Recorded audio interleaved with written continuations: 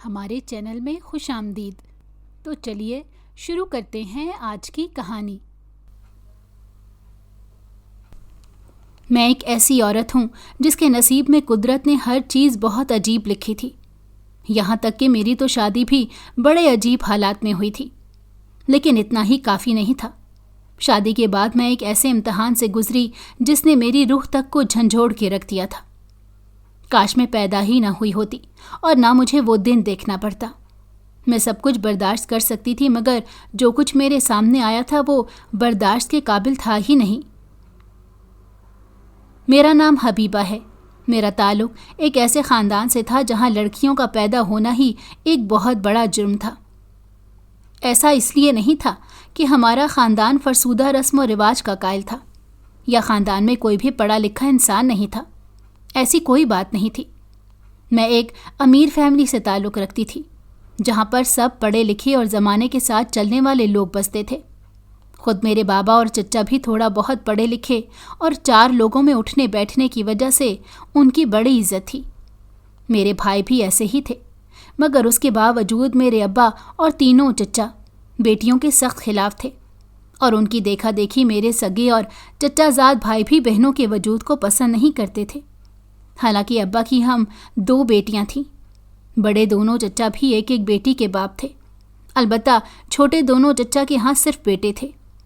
میں اپنے دونوں بھائیوں سے چھوٹی لیکن بہن سے بڑی تھی، اور میں نے جب سے ہوش سنبھالا تھا اپنے ابا اور بھائیوں کی نظر میں اپنے لیے ناپسندیدگی ہی دیکھی تھی۔ یہی حال میرے دونوں چچا کی بیٹیوں کا تھا۔ وہ بھی ہم دونوں بہنوں کی طرح اپنی فیملی سمیت باقی سب کی کڑوی کسیلی باتوں اور ناپسندیدہ نظروں کا شکار تھیں۔ مجھے اچھی طرح یاد ہے جب میں چھوٹی تھی، اس وقت میں نے اپنے بھائی سے عید کے موقع پر چوڑیاں پہننے کی ضد کی تھی، تو میرے بھائی نے میرے منہ پر تھپڑ مار کر مجھے وہاں سے بھگا دیا تھا، جبکہ میرے بابا بھی وہیں موجود تھے، مگر انہوں نے میرے بھائی کو کچھ بھی نہیں کہا۔ میں روتے ہوئے اماں کی طرف بھاگی۔ وہ مجھے لے کر کمرے میں چلی گئی اور سمجھانے لگیں کہ آئندہ میں ابا یا بھائیوں سے اس طرح کی کوئی بات نہ کروں تو بہتر ہے۔ لیکن مجھے سمجھ نہیں آتا تھا کہ مجھ پر ایسی پابندیاں کیوں لگائی جاتی تھیں۔ میں اور میری بہن شروع سے ہی اپنے باپ اور بھائیوں کے سامنے نہیں جاتی تھیں۔ جیسے ہی ابا کے آنے کا وقت ہوتا، اماں ہم دونوں کو کمرے میں بیٹھے رہنے کا کہتی۔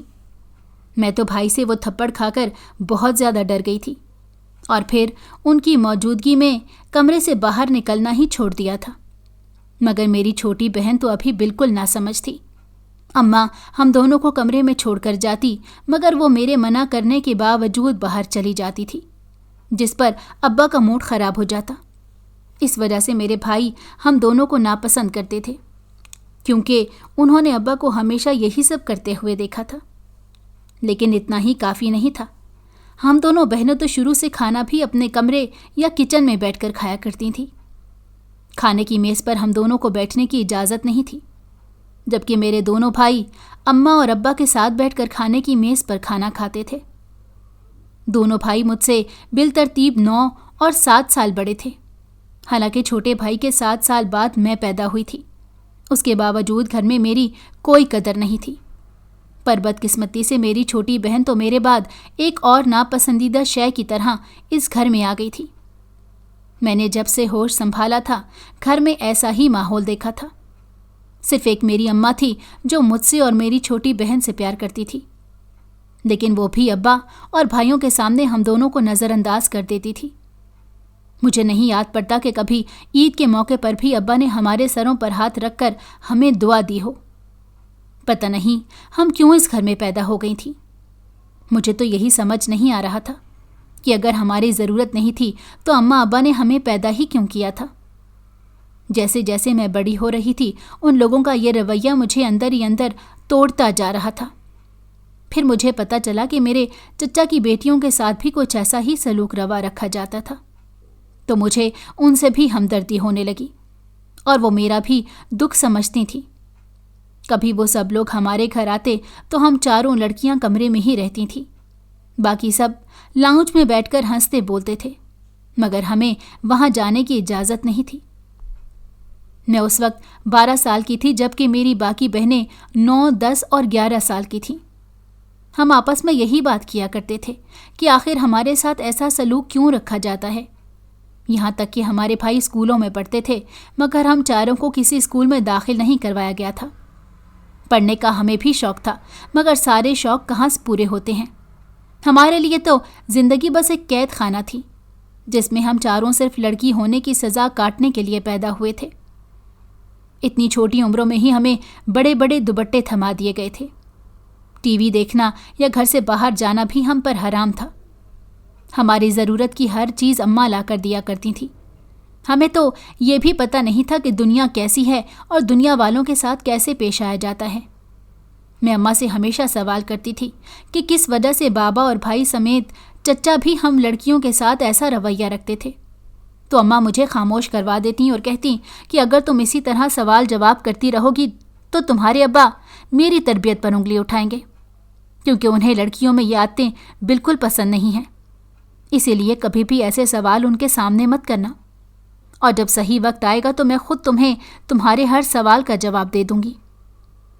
پتہ نہیں صحیح وقت کب آئے گا، لیکن ہمیں اپنے ہی گھر میں گھٹن کا احساس ہوتا تھا۔ میں تو پھر بھی ہمت اور صبر والی تھی، لیکن میری چھوٹی بہن ضدی اور بے حس طبیعت کی مالک بنتی جا رہی تھی۔ مجھے ڈر لگتا تھا کہ کہیں اس کے اندر بغاوت نہ پیدا ہو جائے اور وہ کوئی ایسا قدم اٹھانے پر مجبور نہ ہو جائے جو اس کے لیے بھی نقصان دہ ہو اور مجھ پر بھی زندگی کو اور مشکل بنا دے۔ اسی لیے میں اسے سمجھاتی اور بہلاتی تھی۔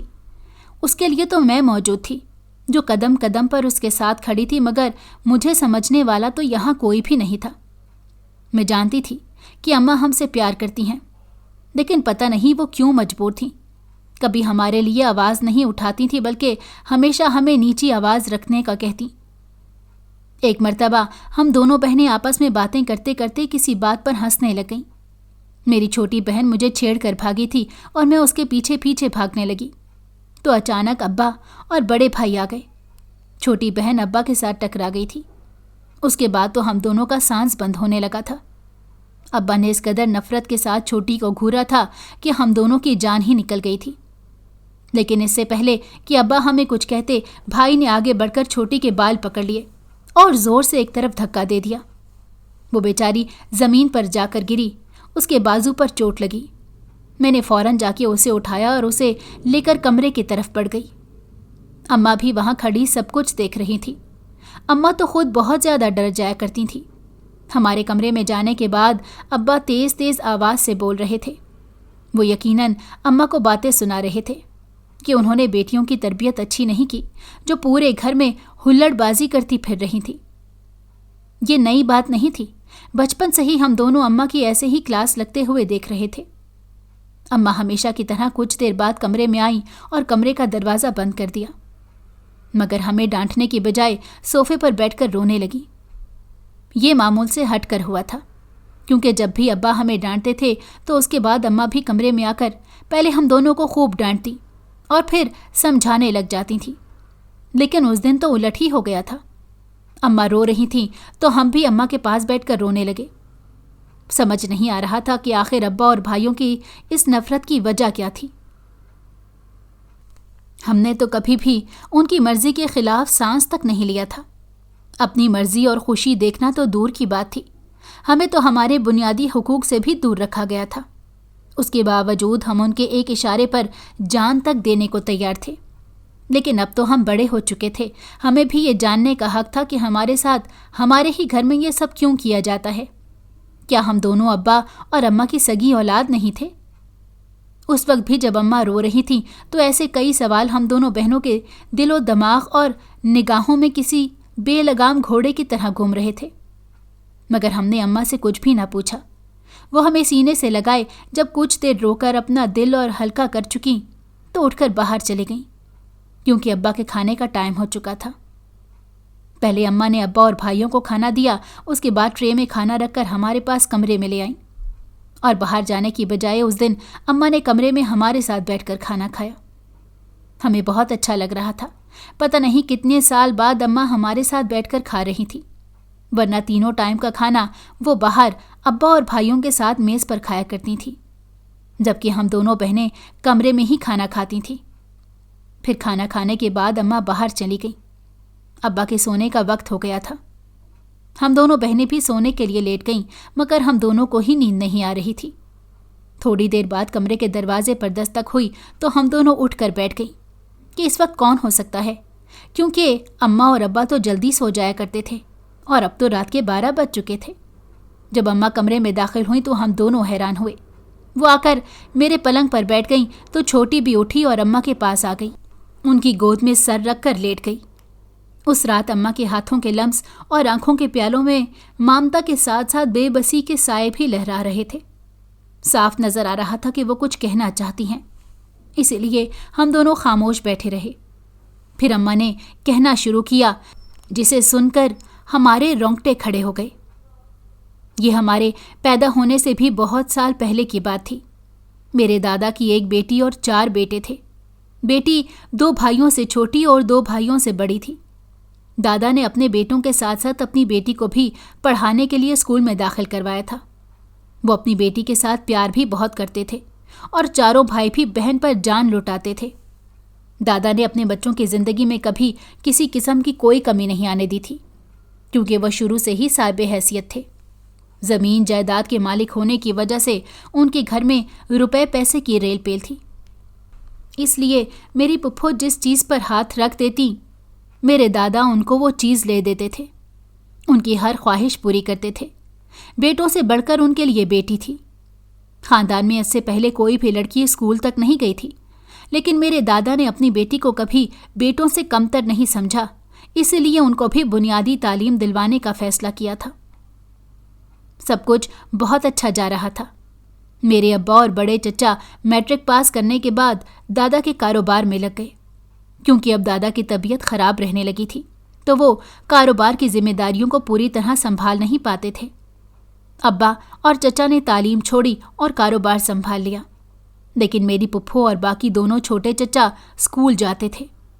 پھپھو نے جب میٹرک کر لیا تو دادا سے آگے پڑھنے کی اجازت مانگی، جیسا کہ خاندان میں پہلے کبھی کسی لڑکی نے اسکول کا منہ تک نہیں دیکھا تھا، مگر دادا نے اپنی بیٹی کو میٹرک کروا دیا۔ مگر اب وہ انہیں کالج جانے کی اجازت نہیں دے سکتے تھے، کیونکہ اگر وہ ایسا کرتے تو خاندان والے شاید ان کے ساتھ تعلق ختم کر لیتے، کیونکہ وہ تو اس بات پر ہی بہت خفا تھے کہ دادا نے اپنی بیٹی کو اتنی چھوٹ دے رکھی ہے۔ لیکن پھپھو اپنی ضد پر اڑی رہیں، چونکہ پھپھو کو اپنی ہر بات منوانے کی عادت پڑی ہوئی تھی، اسی لیے انہوں نے سوچا کہ کچھ دن کھانا پینا بند کر دیں گی تو دادا پگھل جائیں گے اور ان کو کالج جانے کی اجازت دے دیں گے۔ پھپھو نے ایسا ہی کیا۔ 2-4 دن کھانا پینا بند رکھا، لیکن دادا انہیں پیار سے مناتے رہے۔ مگر جب وہ نہیں مانی تو دادا اور ابا والوں نے مل کر یہ سوچا کہ اگر وہ پھپھو کی شادی کروا دیں تو ان کے سر سے کالج جانے کا بھوت اتر جائے گا اور خاندان کے سامنے شرمندہ بھی نہیں ہونا پڑے گا۔ یہی سوچ کر دادا نے اپنے ایک کزن کے بیٹے سے پھپھو کا رشتہ طے کر دیا۔ وہ لڑکا پڑھا لکھا نہیں تھا اور گاؤں کا رہنے والا تھا۔ ان لوگوں نے خود آگے بڑھ کر دادا سے پھپھو کا ہاتھ مانگا تھا۔ پھر رشتہ داری آڑے آ گئی اور دادا کو اس رشتے کے لیے ہاں کرنی پڑی، لیکن پھپھو اس رشتے پر بالکل بھی تیار نہیں تھی۔ ایک تو وہ شہر میں رہتی تھی، دوسرا پڑھ لکھ گئی تھی۔ اب وہ کیسے گوارا کر سکتی تھیں کہ ایک ان پڑھ انسان کے ساتھ گاؤں کے ماحول میں اپنی پوری زندگی گزار دیتی۔ پھپھو نے اس رشتے کے لیے صاف انکار کر دیا، مگر دادا اپنے خاندان والوں کو زبان دے چکے تھے۔ پھپھو کا انکار کرنا انہیں کسی بھی قیمت پر منظور نہیں تھا۔ دادا نے اپنی لاڈلی بیٹی کو پیار سے سمجھانے کی بہت کوشش کی، مگر پھپھو اپنی ضد چھوڑنے پر آمادہ نہیں تھی۔ اس وجہ سے دادا نے ان کی شادی کی تاریخ بھی طے کر دی تاکہ جتنی جلدی ہو سکے وہ اپنی گھر کی ہو جائیں اور مسئلہ یہیں پر ختم ہو جائے۔ مگر پھپھو نے ایک ایسا انتہائی قدم اٹھا لیا جس کی سزا ان کے بعد آنے والی ہر بیٹی کو ملتی رہی۔ وہ شادی سے کچھ دن پہلے ہی راتوں رات گھر سے فرار ہو گئی۔ دادا اور ابا والوں نے ان کو تلاش کرنے کی بہت کوشش کی، مگر سمجھ نہیں آتا تھا کہ انہیں آسمان کھا گیا یا زمین نکل گئی۔ کم سے کم 2 ہفتے تک دن رات ایک کر کے پھپھو کو تلاش کیا گیا، مگر نہ ان کا کوئی نشان ملا اور نہ ہی پتہ ٹھکانا۔ آخر ہمت ہار کے سب بیٹھ گئے، لیکن دادا کو یہی صدمہ دنیا سے لے گیا۔ کیونکہ وہ کسی بھی طرح اپنی بدنامی برداشت نہیں کر سکتے تھے۔ ان کا انتقال ہو گیا۔ خاندان والوں کو جب یہ بات کھل کر پتہ چل گئی کہ مرنے والے کی صاحبزادی گھر سے بھاگ چکی ہے تو انہوں نے ابا اور چچا لوگوں کی بہت زیادہ بے عزتی کی۔ ابا اور ان کے بھائی خاندان میں کسی کو منہ تک دکھانے کے قابل نہ رہے۔ سب نے ان سے ملنا جلنا چھوڑ دیا تھا۔ اس کے بعد ان چاروں بھائیوں کے دلوں میں بیٹیوں کے لیے اس قدر نفرت بیٹھ گئی کہ اول تو وہ چاہتے ہی نہیں تھے کہ ان کے ہاں بیٹیاں پیدا ہوں، کیونکہ خاندان سے ان چاروں بھائیوں کو کسی نے رشتہ تک نہیں دیا تھا۔ مجبوراً دادی نے اپنے چاروں بیٹوں کی شادیاں خاندان سے باہر کی۔ بدقسمتی سے تینوں بھائیوں کے ہاں بیٹیاں پیدا ہوئیں، جن کی بدنصیبی زندگی کے ساتھ ساتھ چل رہی تھی۔ یہ سب بتا کر اماں بالکل خاموش ہو گئی۔ ہم دونوں سانس روکے یہ ساری کہانی سن رہے تھے، لیکن جو بھی ہوا تھا اسے بدلا تو نہیں جا سکتا تھا۔ ہمیں دکھ تھا کہ دادا اور ابا کے ساتھ اتنا برا ہوا تھا، مگر اس میں ہمارا کیا قصور تھا؟ اگر پھپھو نے یہ قدم اٹھایا تھا تو اس کا ہرگز یہ مطلب نہیں بنتا تھا کہ ہم بھی وہی کریں گے جو ہماری پھپھو نے کیا تھا۔ اور پھر دیکھا جائے تو پھپھو بھی غلطی پر نہیں تھی۔ اگر دادا اور ان کے بیٹے پھپھو کا خیال کرتے، ان کی پسند ناپسند کو ترجیح دیتے تو اس میں حرج بھی کیا تھا؟ یہ تو ہمارے مذہب میں بھی ہے کہ شادی کے لیے لڑکی کی رضامندی اور پسند کا ہونا بہت ضروری ہے، مگر اب تو جو ہونا تھا وہ پتہ نہیں کب کا ہو چکا تھا۔ کاش ابا اور چچا ہم پر اتنی بے اعتباری نہ کرتے۔ یہ ساری باتیں کرنے کے بعد اماں ہولے ہولے قدم اٹھاتی ہوئی اپنے کمرے میں چلی گئیں۔ ہم بھی خاموشی سے اپنے اپنے بستر پر لیٹ گئیں، مگر باقی کی ساری رات یہی سوچتے ہوئے گزری کہ آگے ہمارا کیا ہوگا۔ اور پھر وہی ہوا جس کا ڈر تھا۔ ابا نے ہم سے بات کیے بنا ہم دونوں کی شادیاں طے کر دی تھیں۔ حالانکہ شادی کے وقت میری عمر صرف 17 سال اور میری بہن 16 سال کی تھی۔ ہم دونوں کی شادیاں کہاں ہو رہی تھیں یہ ہمیں بھی پتہ نہیں تھا، نہ ہی میں نے اماں سے اس بارے میں کوئی سوال کیا تھا، کیونکہ میں اچھی طرح جانتی تھی کہ جب ہماری کسی بات میں کوئی مرضی چل ہی نہیں سکتی تو پھر یہ جاننے یا نہ جاننے سے کیا فرق پڑتا تھا۔ اماں نے ہی چچی کے ساتھ مل کر ہم دونوں کی شادی کی تیاری کی اور پھر ہم دلہن بن کر اپنے اپنے گھر چلی گئیں۔ میری شادی جس کے ساتھ ہوئی تھی ان کا نام راشد تھا۔ میرے سسرال میں بس میری بوڑھی ساس اور ایک نند تھی۔ راشد ایک کمپنی میں جاب کرتے تھے، مجھ سے عمر میں تقریباً 7 سال بڑے تھے۔ ان کا رشتہ ابا کو کسی جاننے والے نے بتایا تھا۔ ابا نے تھوڑی بہت چھان بین کروائی، انہیں لوگ شریف لگے تو انہوں نے میرے رشتے کے لیے ہاں کہہ دی۔ دوسری طرف میری بہن کی جہاں شادی ہوئی تھی وہ اپنے ماں باپ کا اکلوتا بیٹا تھا۔ اس کے ماں باپ کا انتقال بچپن میں ہی ہو گیا تھا، اسی لیے وہ اپنے چچا کے گھر میں پلا بڑا تھا۔ اب نوکری کرتا تھا اور اپنے لیے الگ کرائے کا گھر لے کر رہنے لگا تھا۔ وہیں پر میری بہن کو بھی شادی کے بعد لے گیا۔ مجھے سمجھ نہیں آتی تھی کہ میرے ابا نے کیا دیکھ کر ہم دونوں کی شادیاں ایسے گھروں میں کی تھیں، حالانکہ ابا کے پاس کس چیز کی کمی تھی؟ روپیہ، پیسہ، زمین، جائیداد، سب کچھ تو تھا، پھر کیوں ہماری شادیاں مڈل کلاس گھرانوں میں کر دی؟ خاص طور پر میری چھوٹی بہن کا تو اپنا گھر بھی نہیں تھا۔ شادی کے شروع کے دنوں میں بہت پریشان رہی۔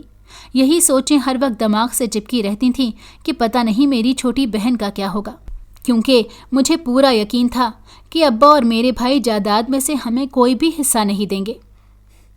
مجھے شروع سے ہی اماں پر حیرت ہوتی تھی کہ وہ ماں ہو کر بھی کبھی ہمارے لیے یا ہمارے حق کے لیے بول نہیں پائی تھیں۔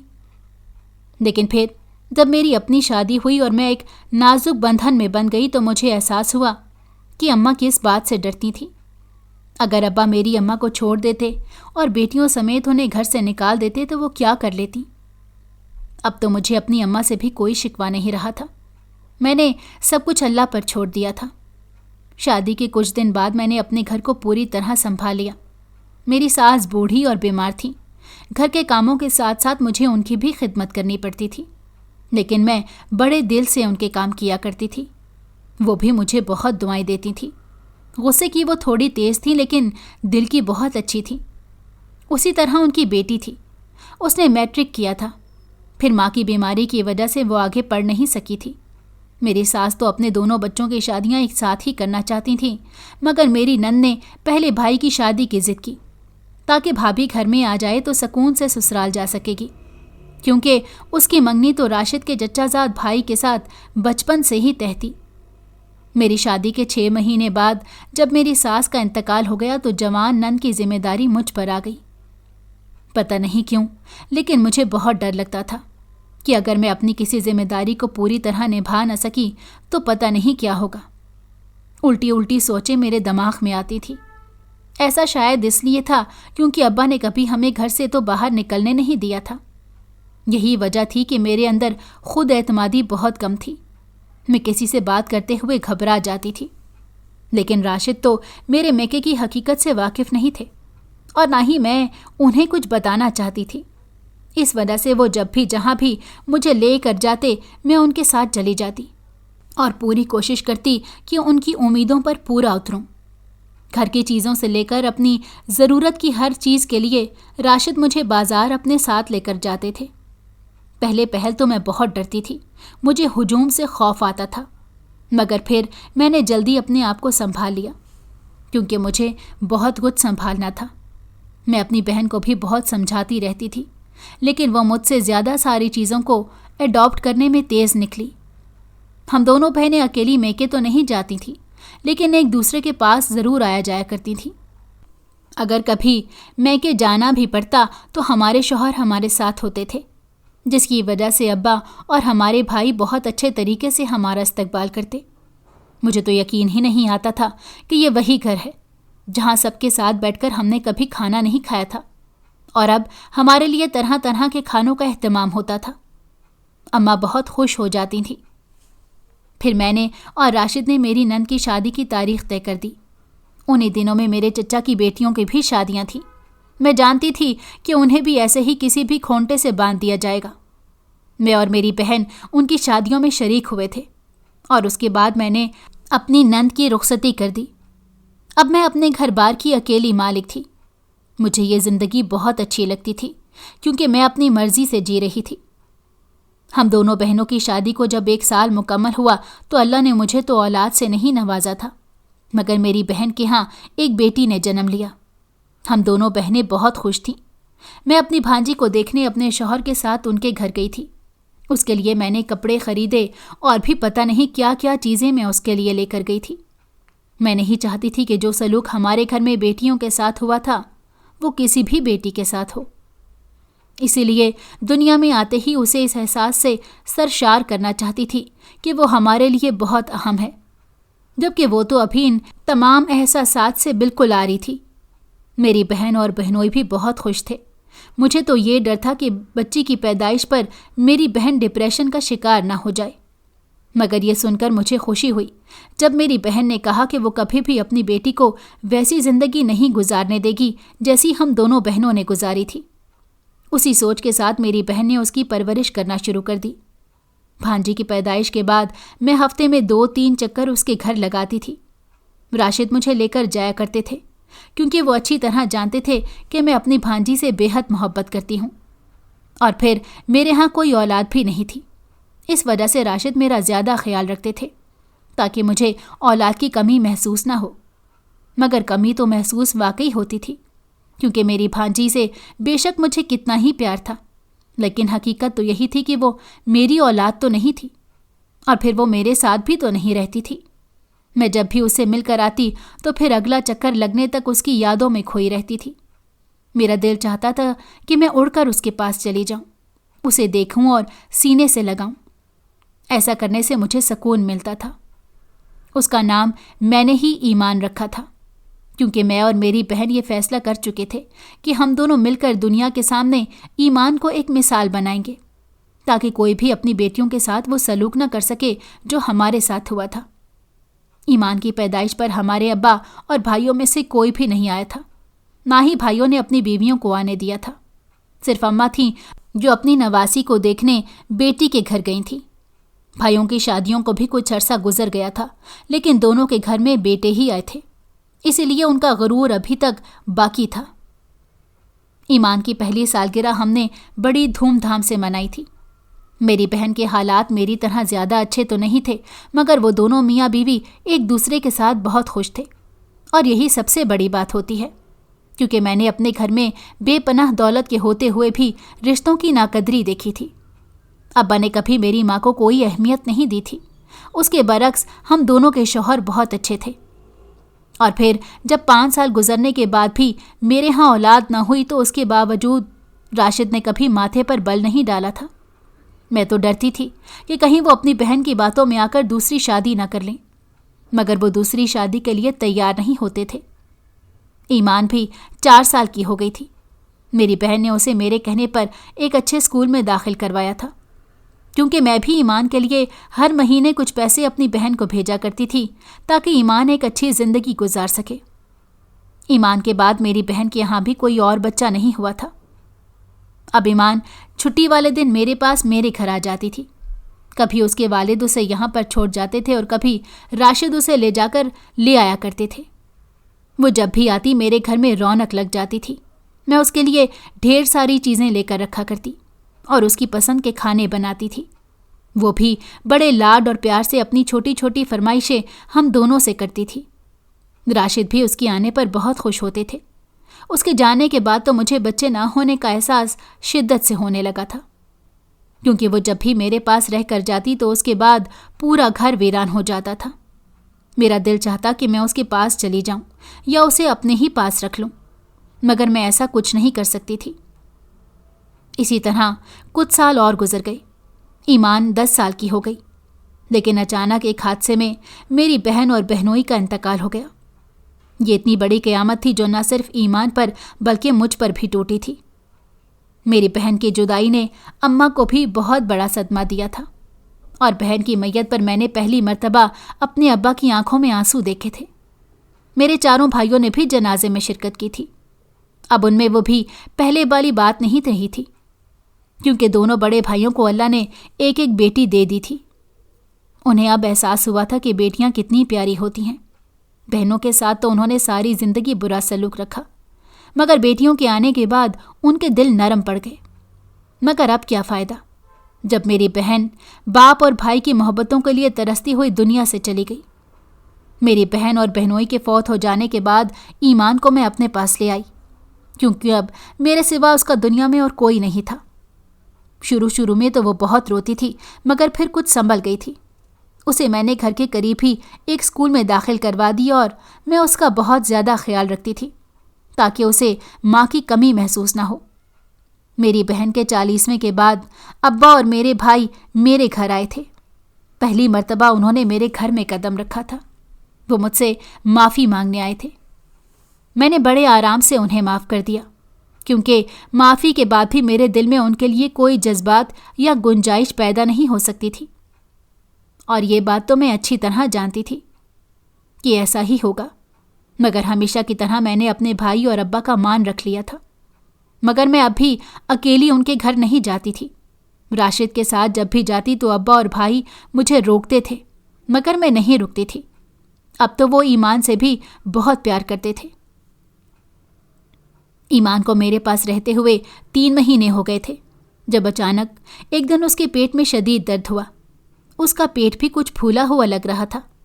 میں بہت پریشان ہو گئی۔ میں نے اسے ایک درد کی دوا دی اور اس کو بھیج دیا، لیکن اسکول پہنچنے کے آدھے گھنٹے بعد ہی اس کی ٹیچر کی کال آ گئی کہ اس کی طبیعت زیادہ خراب ہو گئی تھی۔ میں فوراً اس کے اسکول پہنچی اور اسے لے کر سیدھے اسپتال چلی گئی۔ میرا دل بہت گھبرا رہا تھا۔ میں اس کی سلامتی اور زندگی کے لیے پتہ نہیں کتنی دعائیں کر رہی تھی۔ راشد کو میں نے فون کر دیا تھا، وہ بھی بس ہسپتال میں پہنچنے والے تھے، مگر ڈاکٹر نے جو خبر مجھے سنائی اس کے بعد میرے پیروں کے نیچے سے زمین نکل گئی۔ ایمان کے پیٹ میں ایک ٹیومر تھا اور وہ سائز میں اب بڑا ہو گیا تھا، جس کی وجہ سے ایمان کو بہت زیادہ تکلیف تھی۔ ڈاکٹر نے کہا کہ اس کا فوری طور پر آپریشن ہوگا، ورنہ بچی کی جان کو خطرہ ہے۔ اتنے میں راشد بھی ہاسپٹل پہنچ گئے۔ وہ بھی یہ سب سن کر بہت پریشان ہو گئے تھے، مگر میری حالت تو بالکل غیر ہو رہی تھی۔ ہم ایمان کو جس اسپتال میں لے کر گئے تھے وہ بہت بڑا تھا۔ وہاں پر اس آپریشن کی فیس بہت زیادہ تھی۔ راشد نے مجھے تسلی دی اور پیسوں کا انتظام کرنے کے لیے وہاں سے چلے گئے۔ میں نے اماں کو فون پر ایمان کی طبیعت اور آپریشن کے بارے میں بتا دیا تھا۔ اماں بھی سن کر بہت پریشان ہو گئی، وہ بیٹی کے بعد اب اس کی نشانی کو نہیں کھونا چاہتی تھیں۔ آدھے گھنٹے بعد راشد کا فون آیا۔ ان کے بینک اکاؤنٹ میں جتنی رقم تھی وہ آپریشن کے لیے بہت کم تھی۔ انہوں نے اپنے کچھ دوستوں سے بھی رقم ادھار لینے کی بات کی، تب بھی پوری نہیں پڑ رہی تھی۔ پھر انہوں نے مجھے فون کیا کہ وہ میرا سونے کا سیٹ بیچ دیں تو شاید کچھ ہو سکتا ہے۔ میرے پاس سونے کے 3 سیٹ تھے۔ میں نے انہیں فوراً کہا کہ سب کچھ بیچ دیں مگر میری ایمان کو بچا لیں۔ پھر راشد نے فون بند کر دیا۔ میں ہاسپٹل میں بیٹھی رو رہی تھی اور دعائیں مانگ رہی تھی کہ اسی وقت وہاں پر میرے ابا اور بھائی پہنچ گئے۔ انہیں میں حیرت سے دیکھ رہی تھی۔ ابا سے چلا بھی نہیں جا رہا تھا، اس کے باوجود وہ وہاں آ گئے تھے۔ بھائی نے ڈاکٹر سے بات کی اور آپریشن کی فیس اسی وقت جمع کروا دی اور اپنا خون بھی ایمان کے لیے دیا۔ انہوں نے راشد کو فون کر کے ہاسپٹل میں بلا لیا تھا۔ میں تو حیران اور پریشان بیٹھی تھی۔ ایک طرف ایمان کی فکر تھی، دوسری طرف ابا اور بھائیوں کی اس مہربانی کو دیکھ رہی تھی۔ مجھے تو یقین ہی نہیں آ رہا تھا کہ جن بیٹیوں کو ساری زندگی انہوں نے دیکھنا گوارا نہیں کیا، آج انہی بیٹیوں کی اولاد کے لیے دوڑے پھر رہے تھے۔ فیس جمع ہونے کے بعد 2 گھنٹے تک ایمان کا آپریشن چلا۔